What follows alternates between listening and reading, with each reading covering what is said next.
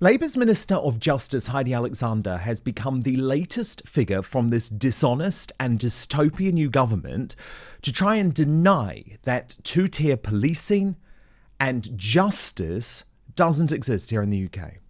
On the substance of the issue that you're raising about the idea that there is somehow some sort of two-tier police operation in this country, I totally reject that. I think it's a completely baseless accusation, and I won't entertain it. The police in this country exercise their powers without fear or favour, and I think it does a disservice to the thousands of policemen and women who go into work each day to uphold the rule of law and who go into work to treat everyone equally.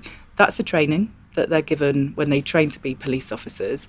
And so I just do not think it's true to say that there is a two-tier policing system in this. OK, in that case, how does she explain that Southport locals who rioted after the massacre a week ago have already been jailed, yet the Harehills Roma rioters and Asian Manchester airport police attackers, well, they're still cruising through the slow justice system? And why was a violent Muslim mob allowed to invade the Clumsy Swan pub in Birmingham, leaving this white man with a lacerated liver? Well, we now know why. In categorical evidence of two-tier policing, a West Midlands police chief has admitted what we have seen with our own eyes over the past few days, but been gaslit about. Different rules apply to the Muslim community. A low-key, shall we say, police presence. Because, I mean, clearly your officers were there, but they were not visible, and yet there were an awful lot of people out and an awful lot of people who were armed with various weapons. So we have really strong business and community relations, and because we were aware through intelligence that there was a potential protest through that misinformation yesterday, we had the opportunity to meet with community leaders, with business leaders prior to that event to kind of understand the style of policing that we needed to deliver during the course of that operation. So we knew that there was going to be a large amount of people out on that counter-protest. We knew who the vast majority of those people were. We'd had conversations in terms of what that was likely to look like, and so our policing response was commensurate to that intelligence and the information that we'd held with our partners and communities prior to that event taking place. Even given there were so many of them clearly armed, I mean, would you do the same if it was an EDL type situation? So we've policed in response to the intelligence that we received at that moment in time. What I would say is that the vast majority of people that attended that protest yesterday did so law-abidingly, and they did it with the right intentions. There were just a small minority of people that attended there and were intent on causing either criminality, disorder or fear within our communities. What we saw was a response from our communities where they were trying to kind of make sure that that was policed within themselves as well, and trying to deter people from taking part in that disorder. And as a result, we've been able to go on, gather that evidence, gather that information. We have made arrests. Well, we've made an arrest this afternoon. We continue to try and make arrests in terms of those people that were involved in those disorders yesterday. Astonishing, but without doubt, two-tier policing. By the way, that's a term that Sly News is now trying to claim is, quote, often used by the far right. Also rubbish. It's actually a term previously advanced by leftists like The Guardian.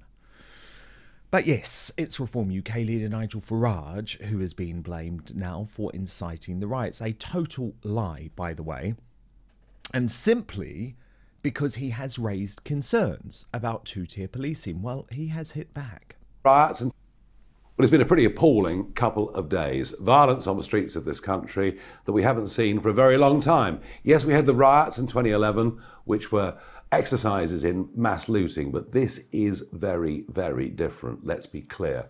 Thugs setting fire to hotels, migrant hotels with people in them, is just wrong at every level. I understand the frustrations, I understand the anger that is felt by huge numbers of people, but we do not support, I do not support street protest, violence or thuggery in any way. And that's why for 30 years I've fought elections. because I believe that democracy is the peaceful way to solve problems. And as for the Tommy Robinsons and those that genuinely do stir up hatred, well, I've never had anything to do with them. In fact, I was the one person above all that got rid of the BNP as an electoral threat. So as for what is being said by the Anna Soubries of this world, the Andy McDonalds from Labour of this world, the accusation that somehow I'm orchestrating these riots, nothing, but nothing could be further from the truth. We've even got national broadcasters like James O'Brien calling them the Farage riots. This is unfair, untrue, and actually it's directly inciting violence against me. Indeed, over the weekend, I've had to have a massive uplift in personal security, and that's been advised by government agencies. So all this peace and love that we hear from those on the left simply isn't true. So shocking, but what I love about Nigel is that he's always prepared to take his message to his enemies. So in a combative interview with LBC's Tom Swarbrick, he called out on his own station those disgusting claims by James O'Brien.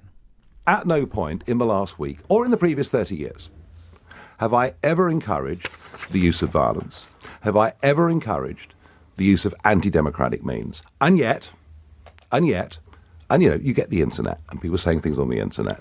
We have senior Labour politicians like Andy McDonald saying, I wanted the riots to happen. Mm-hmm. We have former Conservative MPs like Anna Soubry saying that I orchestrated the riots. Mm-hmm. We have LBC presenters like James O'Brien calling them the Farage riots. I have had nothing to do with any form of street violence now or at any point in my career. But goodness me, that scumbag O'Brien, he has some front, because on his show today, he doubled down. But where do you think he was getting his information from? This sitting member of Parliament, this elected MP, where do you think this broadcaster, this self-styled journalist, where do you think he was getting his information from? Where do you think he turns to when he wants to get a really clear steer on what's actually going on in Britain?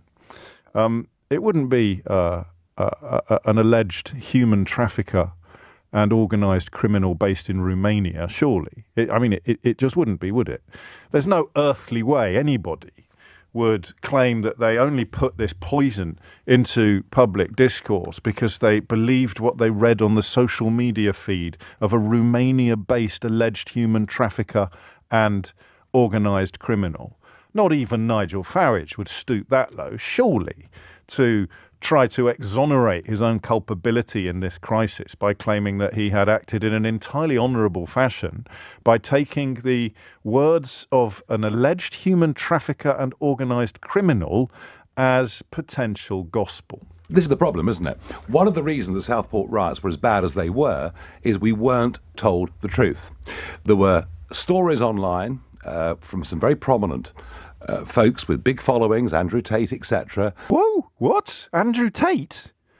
Literally the alleged human trafficker and organised criminal. So here we have a British MP claiming that his decision to inject poison into the bloodstream of the British public, encouraging people like the young man in Liverpool who has just pleaded guilty to violent disorder, but who in April, of course, was canvassing for Nigel Farage's political party, encouraging them to join public violence where the police are being accused of keeping information from the public. Nigel Farage's source for this was Andrew Tate's social media account?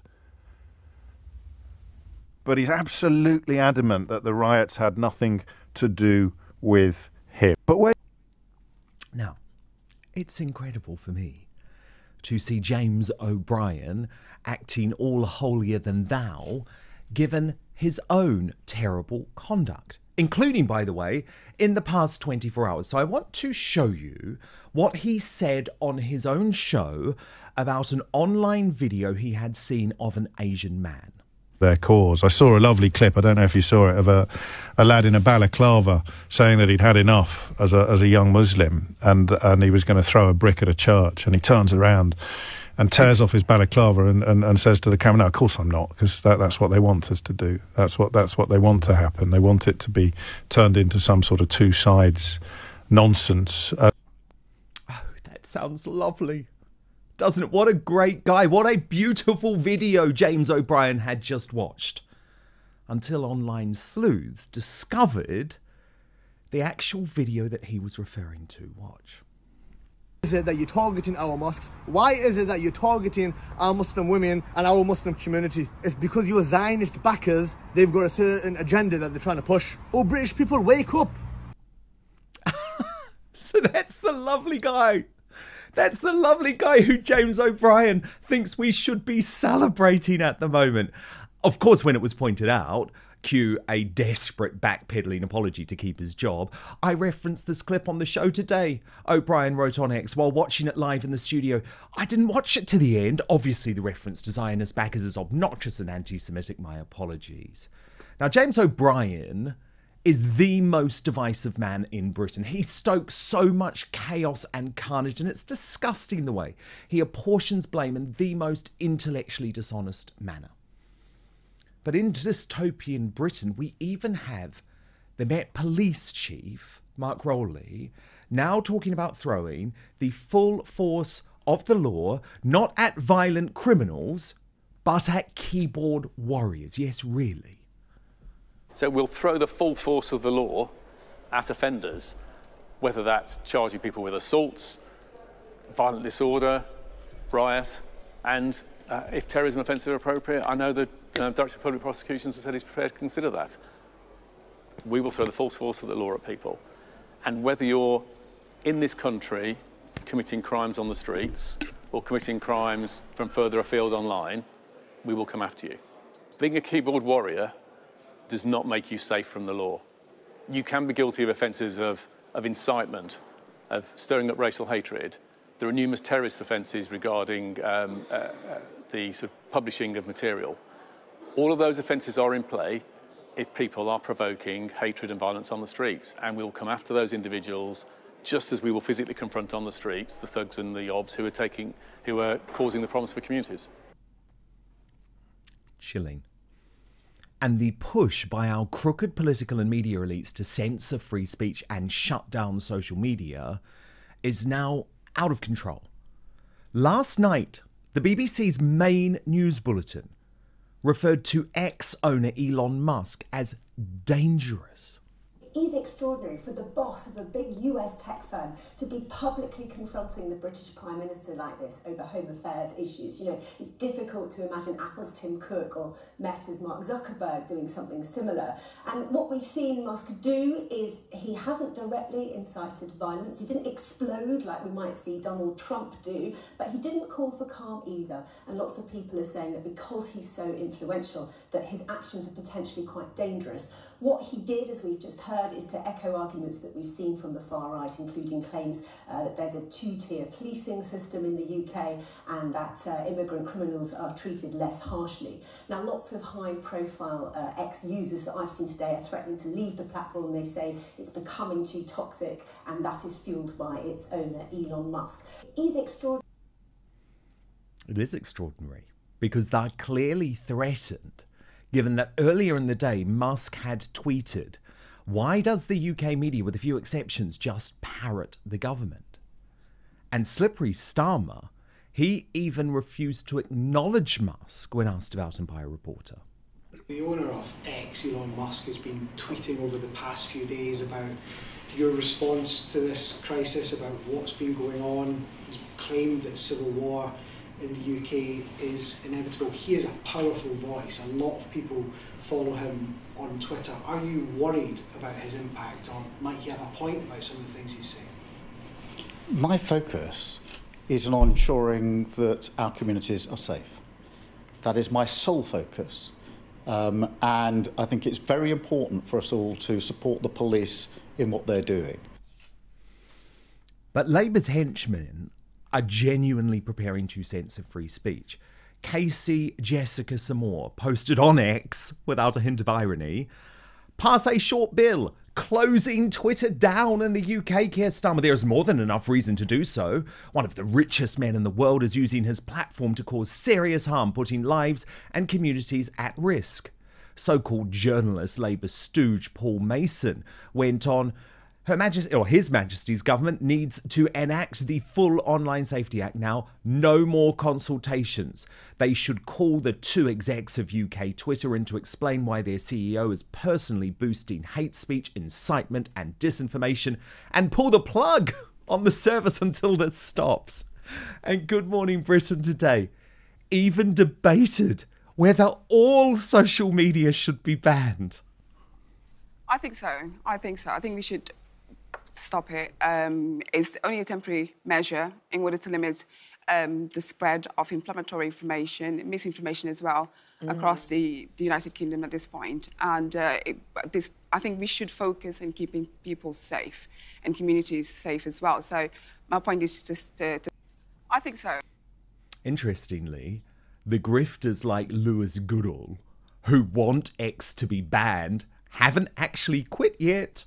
If X came along now, if it didn't exist and Elon Musk created it and it had been going for a little while and it was as we see it, would we go on it?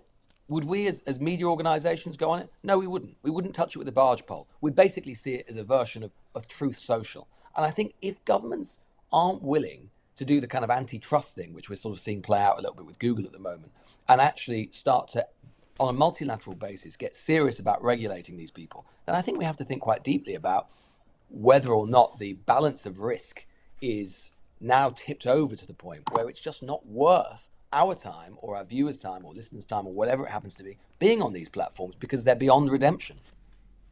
Bye-bye, Lewis. Please quit. I would love to no longer have you polluting X. Actually, you're making the platform even more appealing. But much more chilling than the threat to free speech is the MSM and political establishment attempting to justify violence by gangs like the Muslim Defence League. I want you to look at the mental acrobats used last night on woke ITV News. I think, apologies for the language you're hearing.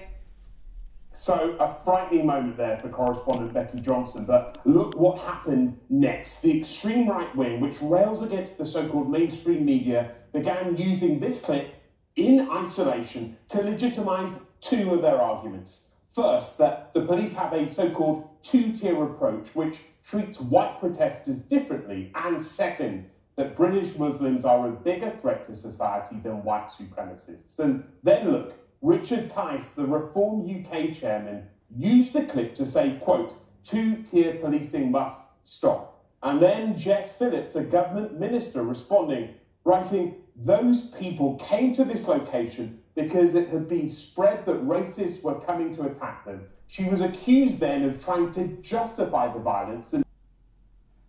She was accused of trying to justify the violence because she was trying to justify the violence. But look, there are a couple of hints of sanity in Tinderbox Britain, and I will celebrate those moments because, by God, we need them.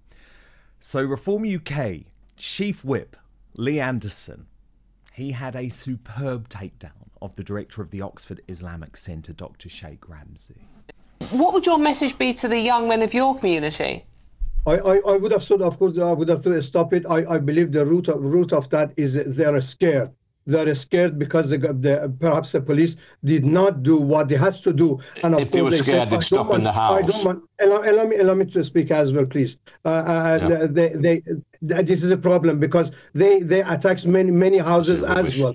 Many houses as well, and therefore, what we need to do is keep this one and this one away. They are scared themselves. However, Mr. Anderson telling me, can you tell these 5% of the people? 5% of the people. Don't do that. Now, what is happening here? Mr. Anderson can say. Mr. Nigel Farage can say and can stop it. Please, sorry, we're just running out of time. Just Lee, would you like to? Well, for the first part of the conversation, Dawn, this afternoon, that was complete rubbish. If you are scared of something happening in your community, you don't go on that, go outside armed with a machete and an axe and a knife. You stop in the house. It's absolute rubbish. Sorry, one at a time, please. Yes, it's my absolute opinion. rubbish. I believe they're scared. They do something You wrong. stay in and if you're they scared. put them in You trouble. stay in. They should, what they need to do. What You we stay need in. to do. Yeah. Can you just turn him off? Sheikh Ramsey, sorry, unfortunately we have run out of time. Turn Thank you you. off. What do you turn me off? That you Just turn him shouldn't off. be rude. Shouldn't be rude. Can you turn the volume down? I'm please, supporting you. Put the Shouldn't be news rude. on. All right? You shouldn't be rude. Sheikh Ramsey, You're very Lee rude Anderson, there. thank you very much for joining me. That got feisty. Lee Anderson pulling the Alex Phillips technique, and I am here for it. But on a far more emotional level, John Hayes, a hero of the Southport massacre, he was so brave this morning. He went into enemy territory, BBC's Today programme, to explain why the anger and why what's happened is so much more than simply the tragedy. I actually don't think that the trouble and the riots has got anything at all to do with the Southport stabbings. There appears to be a strong undercurrent of discontent for some time about the levels of immigration, and this is just a catalyst or a trigger, but I don't think it's the root cause. And I'm not particularly politically motivated, but I do get dismayed when I hear Keir Starmer and Yvette Cooper talking about, the police are going to come down with the full force of the law, etc., on these people. But they're not actually talking about the root cause, and they need to start listening and understanding that they need to address the cause rather than the symptoms. Putting these guys in prison isn't going to deal with the sort of core issues. As I say, don't condone the violence, but there's an awful lot of unhappy people in this country at the moment that want something to be done, and I don't think until they start to address that, the government start to address that this problem's going to go away. Gosh, what a guy. If only our Prime Minister, Tier Keir, had taken that tone, we might not be facing further chaos and carnage across Britain tonight. But first, I only talk to you about products on this show that are actually life-changing. This one's a bit more personal, a bit more fun, but the fellas watching, you're going to completely love it. And in fact, I'm going to need to speak to June and Lilani because this is one that they should be treating their husband to. It's a game changer. Us men want our grooming routine to be a one-and-done deal, so the days of using the same trimmer for your face and your nether regions are over. Thanks to our friends at Manscaped. They've come up with the ultimate package to keep your hairs trimmed from 12 to 6. So I want to tell you about the Beard and Balls bundle, which features the Lawnmower 5.0 and the Beard Hedger. When you hear about this, you might think you're talking about this sort of lawnmower, but actually, no. This product provides precision trimming for all areas, even the sensitive ones, and gets you as manicured as freshly cut grass. So I'm talking about a trimmer for the moneymaker, another for the boys downstairs. And the trimmer gets it right the first time, being gentle on the skin in all your delicate places. With 2 interchangeable skin slave braid heads, you can choose between a precise trim or a smooth finish. And did I mention it's waterproof, so you can trim in the shower and avoid making a mess everywhere. Next, I want to tell you about the Beard Hedger, which I use. And whether you're going for a neat stubble, which is what I think I've got today, or a full-on lumberjack look, which I like a bit more over the weekend, this trimmer has you covered. It features a titanium-coated stainless steel T-blade, 20 length options. You can achieve any style you want because it's got an amazing zoom wheel. And just like the lawnmower, it's also waterproof, which actually does give you the freedom to be able to use the beard grooming tool in the sink or in the bath without worrying about water damage. And with up to 60 minutes of runtime and an LED charge indicator, you'll never be caught mid-trim with a dead battery. It's genuinely a really gentle product. So no more cuts. The great news is too, today, I'm giving you 20% off and free shipping. You just have to use the code Outspoken at manscaped.com. So no more juggling multiple tools or dealing with subpar results, just efficient, effective grooming wherever you need it. For the premium grooming experience, visit manscaped.com and make sure for your 20% discount, you use the code Outspoken. Calvin Robinson, goodness me, so much has happened since you were last on the show just a week ago. And there's a lot to pick up on. But I want to kick off with your take on Nigel Farage being blamed by an intellectually dishonest James O'Brien for causing these riots, when Mr. O'Brien, as I've proven, is actually seemingly the one pushing people who have incredibly divisive messages. They're both right. These are the Farage-O'Brien riots, actually. That's what I'm going with. These are the Farage-O'Brien riots, because they're both as bad as each other. They're both stirring up, one from the left, one from the right, stirring up tensions, not helping the problem, not coming up with solutions, not working with the people on the ground who are trying to make a difference, but stoking the flames for their own political game. James O'Brien for clicks, for views, because he's a leftist troll. Nigel Farage for similar, but from the right. He's a careerist who's out there to protect his own ambitions, throwing Tommy Robinson under the bus like that. James O'Brien blames Nigel Farage. Nigel Farage blames Tommy Robinson. Left blames right. Right blames right. It's actually ridiculous. When Tommy Robinson has been on and on about do not be violent, do not be violent. And people like myself have been saying the same thing. Be angry. We're all angry. We're frustrated, but do not be violent. And Nigel Farage, what does he do? Comes on camera and says, yeah, the Tommy Robinsons, they're the ones causing the violence. Well, no, actually, it's the Nigel Farages and the James O'Briens with their back and forth ping pong of politics with us, all of us normal Brits, caught in the middle.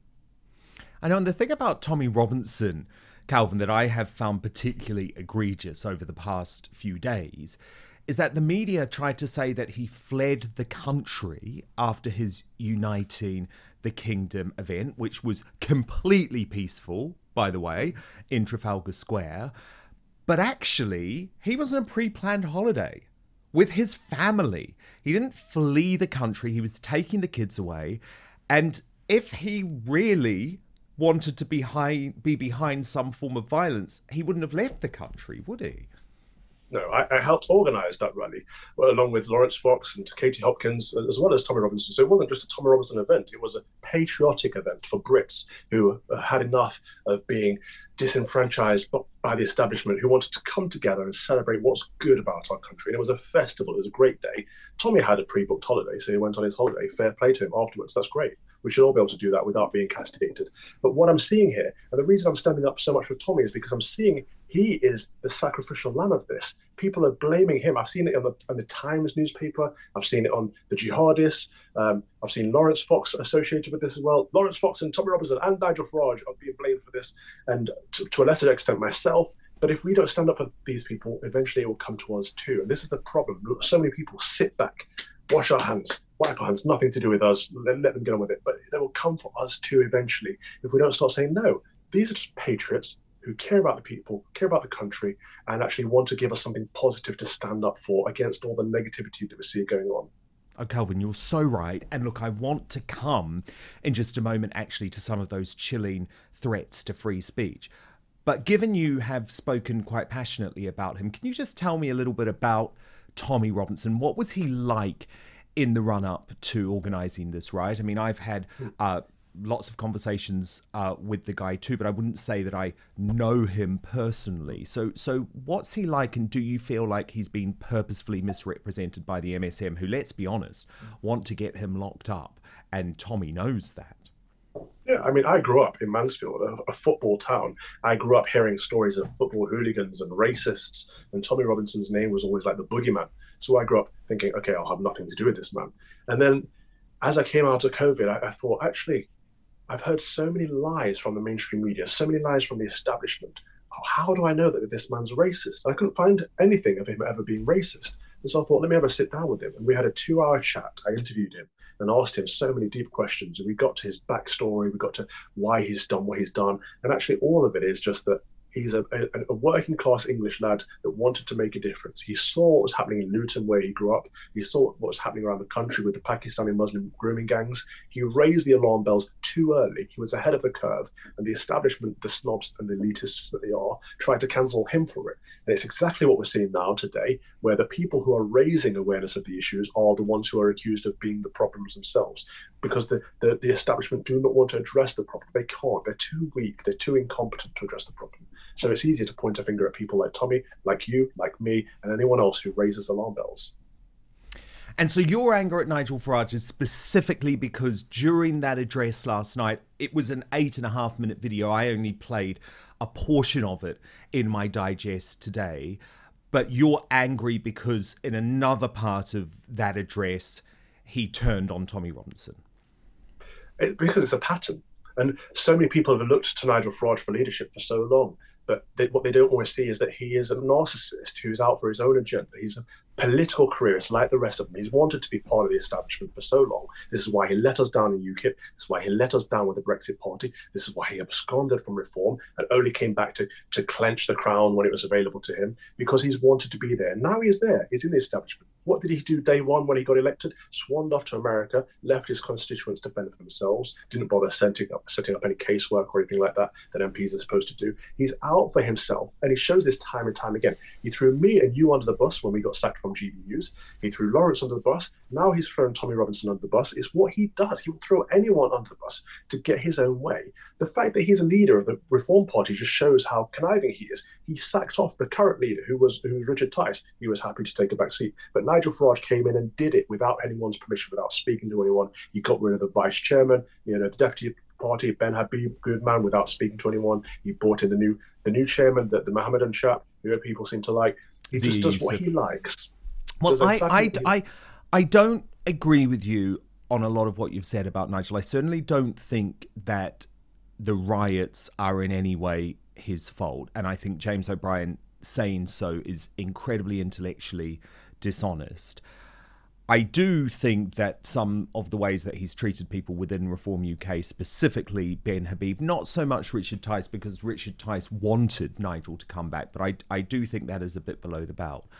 But I think one of the key points that I would make, Calvin, because this is a position that I share with Nigel actually, is that some people are against street violence or protests. Now, I wouldn't go as far as Nigel, because I do think it's effective in lots of cases, but it's personally not an approach that I have ever taken. And it's, by the way, nothing to do with the individual protests or the messages behind them, because very often I completely agree with them, but I feel like my energy can be spent in different ways. So I think one of the points that Nigel was trying to make, he was trying to, I guess, separate himself out from Tommy Robinson and the fact that he has always tried to achieve change via democracy and the media, not via action on the streets. But it was disingenuous. He uses the exact same arguments that James O'Brien uses from the right, and his distancing himself is for his own political good. There were tens of thousands, if not 100,000 people out in Trafalgar Square in the middle of London on the 27th of July. British patriots who were asking, Nigel Farage, where are you? People were expecting him to be there because they see him as their leader on the right. And this is my whole point, that he's not. He's only going to let people down. Don't put him on a pedestal, because he's there for himself. Now, these weren't riots. This wasn't a protest. This was a rally of patriots. There's no need for if he wants to distance himself from protests, fine. And of course, protests don't always turn violent. Protests can be a good thing. But this wasn't even that. This was a political rally of patriots, a festival. Yeah, and it was a beautiful day. It was a beautiful day, by all accounts. And certainly, I think there's a real difference between what you choose to do personally and whether you throw someone under the bus. And certainly, from my own perspective, I think it's absolutely critical that on the right, we don't buy into the left-wing narratives about folk like Tommy Robinson and Laurence Fox and Katie Hopkins, because it's easy to do. These people have been unfairly demonized by the MSM and the political establishment. One of the best things Elon Musk did was allow them to have their voice back on X. So I'm with you on that. Not quite with you on the strident criticism of Nigel, because I think he has raised really valid questions in the days since the riot.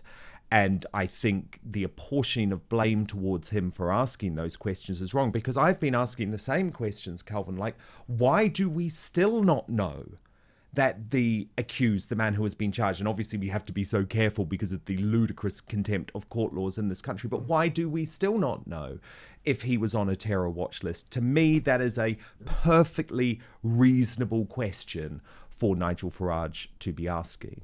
But Calvin, I want to...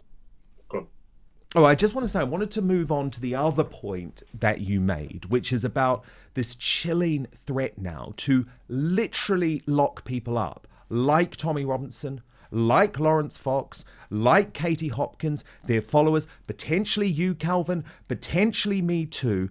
There is now thought police stuff going on. Truly dystopian 1984 stuff with the head of the Met Police, Mark Rowley, literally saying that you are not safe. The full force of the law will come down on you if you are a keyboard warrior.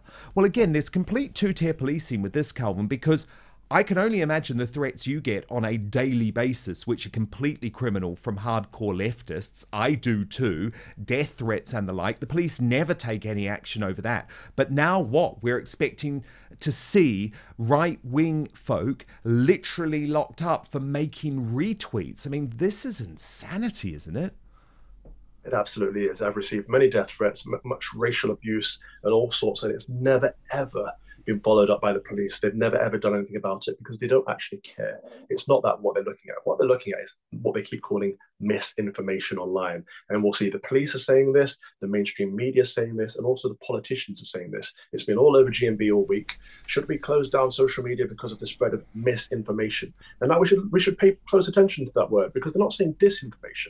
So disinformation is spreading a false information on purpose. Misinformation is spreading a false information by mistake, like getting something wrong. And so what they're saying there when they say they want to prevent the spreading of misinformation is they want to prevent the spreading of information that they deem to be false, information that they don't want spread. And this is why, actually, a lot of the focus here on a lot of the clips that you showed today is on Elon Musk and Twitter, or X, because it's the one platform that we have that still believes in free speech. Because we would not know about the Muslim violence in Birmingham, Calvin. We literally would not know about it. The mainstream media ignored this footage that I'm showing. And I also have to be clear, because we're broadcasting on YouTube, Calvin, and there are quite draconian rules that mean that there are certain clips showing violence that we cannot play. But if you go to Elon Musk's X, you can literally see a Muslim mob beating up a white man.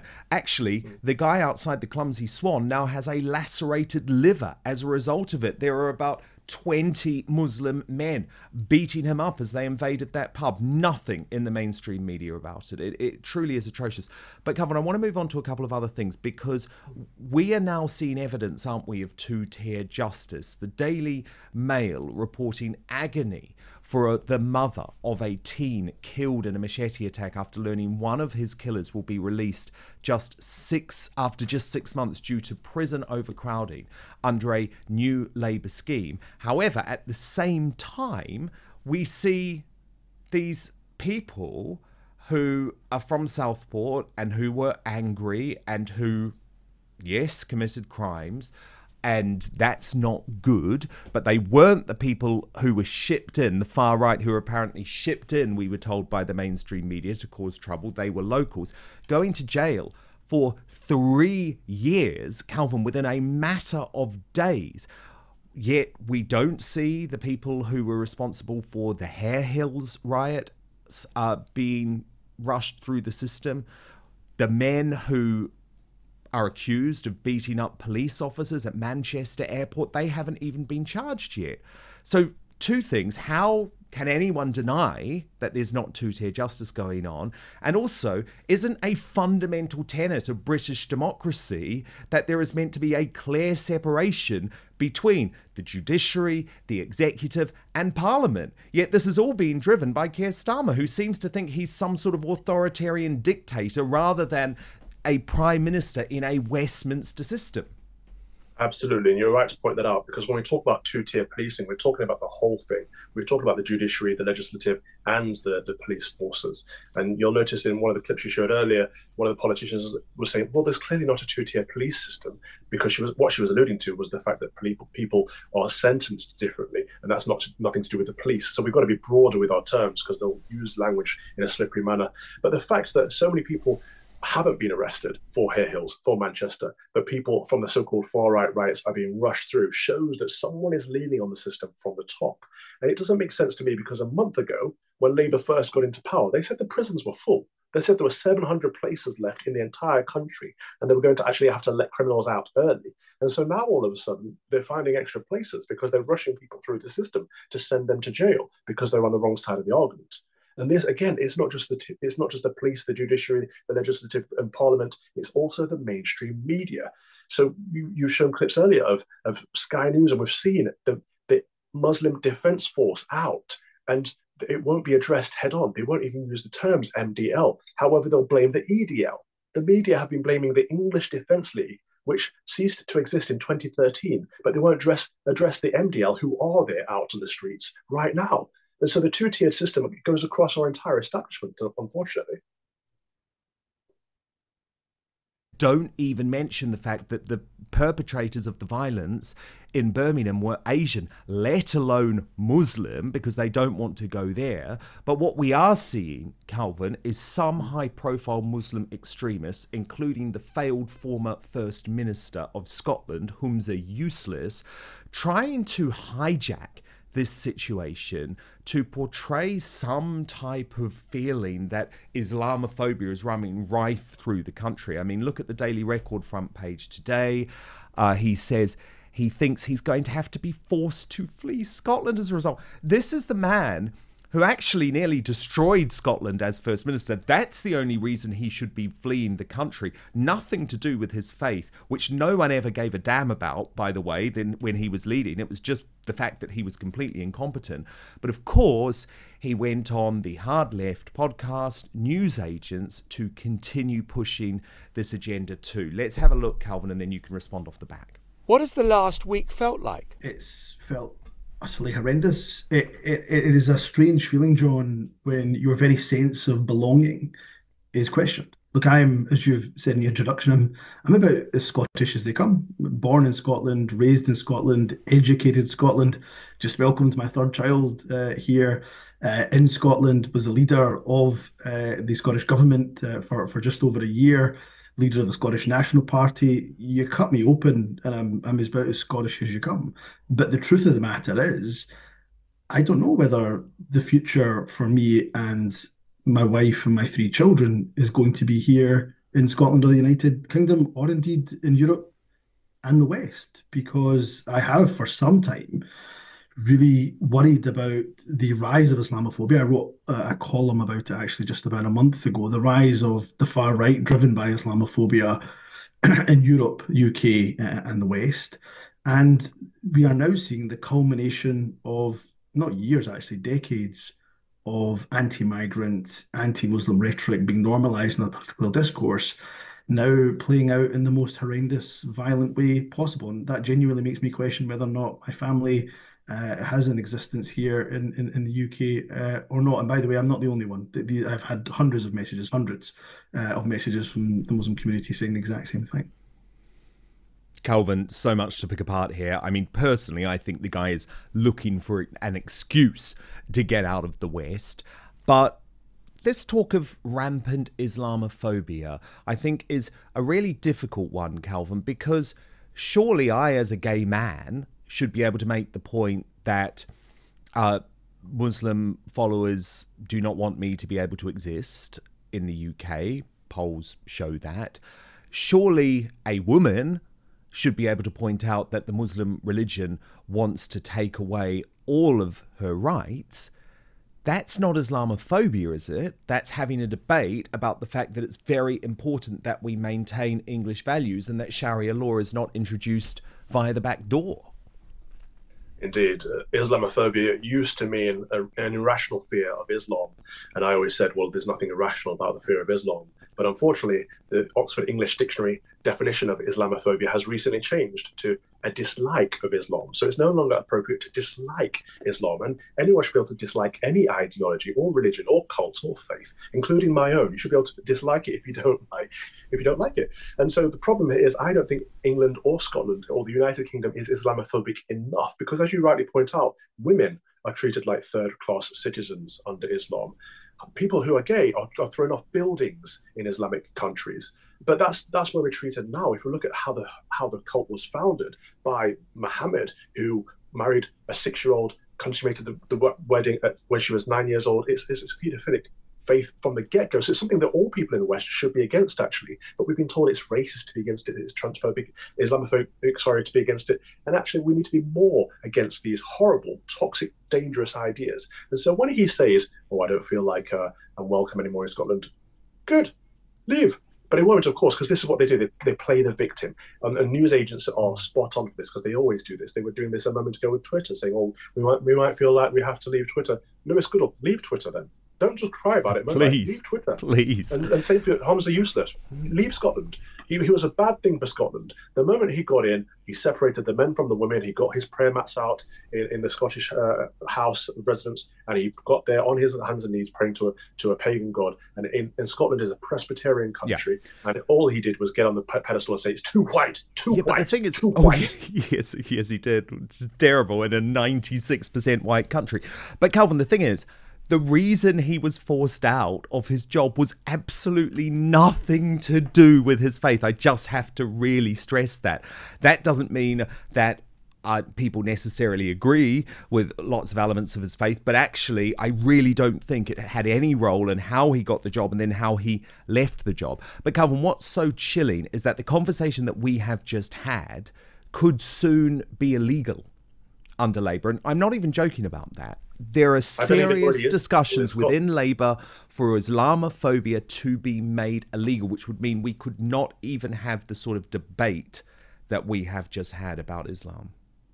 It seems to me it's already illegal under the Scottish hate crime bill. It will be soon illegal under the Northern Irish or the Irish hate crime bill. And you're right, in England, the same. They are forcing Sharia through the back door because they're forcing Islamophobic blasphemy laws through the back door. Now, we got rid of the Christian blasphemy laws in this country decades ago, and now they're trying to implement, Keir Starmer and Sadiq Khan are trying to implement Islamic blasphemy laws. Why? It's not our state religion. It's not even the predominant religion in this country. Why are we bending over backwards? And it's not just our politicians. It's not just the mainstream media. It's also the police forces. I've seen 2 police chiefs today in videos starting with "Salam alaikum" and "my brothers." And it's like, what? Sorry, who are you talking to? Who are the police chiefs addressing? Who do they work for? Are they British, or are they addressing some caliphate in the Middle East? And I think it's also important, Calvin, we speak about the Conservative Party too, because I know you were very critical of Nigel Farage earlier, but Reform UK have actually led on this issue. They have been brave and they have been bold. And it's not just Nigel, it's Richard Tice, it's Lee Anderson, it's Rupert Lowe, it's their new MP. They have been strong on this. Conservative Party, still terrified, still unable to talk about these issues because they are so terrified of the wet MPs that are about to solve the leadership contest, hopefully in an acceptable manner, but quite possibly by picking someone who's completely inappropriate. However, I'm not minding Robert Jenrick, who went on Talk TV today for an interview with Mike Graham. But I think you'll find this really fascinating, Calvin. Mike pointed out to him, why are you not prepared to say Muslim men? You're using this term sectarian. And I think the response was really interesting. Watch this. And you say that you want to be transparent, but you also want to be make sure that you're not using language which is likely to inflame. Is that why? Because we've got some text coming in now saying, why do you refer to these gangs as sectarian when they're actually Muslim gangs? Why can't you say Muslim gangs? Well, I think there's a range of different communities that are part of them. Some are British Muslims, some are British Asians. Sectarian gangs is an expression, a way of capturing a number of different groups that are involved in them. But what I have done, unlike the Prime Minister, frankly, is to be very clear that although the far right are undoubtedly involved in some of the protests and riots and disturbances we've seen, and I have condemned that unequivocally, and there are other just general thugs and yobs and morons who've been involved in them, there are also these sectarian gangs. And it's only if we do that, and we're not squeamish or selective in the people that we call out, that we can maintain the public's trust. If you just choose the easy option of calling out one group or another, depending on your political persuasion, then we're going to lose the trust of the public. And above all, we're not going to tackle the root of the problem, which is that violence is violence. The police should be cracking down on this, stamping out this and taking back control of our streets. Now, Calvin, in lots of ways, a really good answer. And I do respect a lot of what Robert Jenrick is doing at the moment. But it's wrong that he clearly still feels too afraid to call out Muslim violence when he sees it. It's wrong, and he can't. He knows he can't. He can call out the far right. I haven't seen any far right, by the way. If you find any far right, please let me know who they are, what group they are, and where they've been, because I haven't seen any yet. He can call out the far right because that's allowed from the centre-left Conservative Party, but he cannot address the Mohammedan problem, and he won't. And this is why he's using the term sectarian. He's absolutely right. We want less sectarianism on our streets. Of course we do. But there's a specific form of sectarian problems that we're seeing, and that is Mohammedanism, Islamism. We're seeing a lot of it. And the fact that he can't name it shows you exactly what's going on with the Conservative Party. They have a chance right now to fix the mess that they left behind for the last 14 years, to find their ideology again and become sound. But they won't. They've shown they won't by how they've treated Suella Braverman. Suella was the only one to speak out on these issues, and she was cast aside as some far-right extremist for saying what ordinary, common British folk think. And so the Conservative Party won't address that.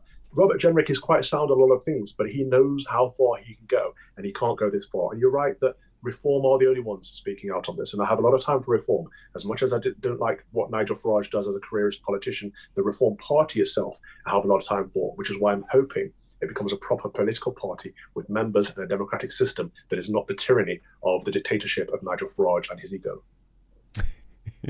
Calvin Robinson, on fire today. Father, thank you so much for being here, and we will speak again next week. Thank you so much for watching Dan Wootton Outspoken.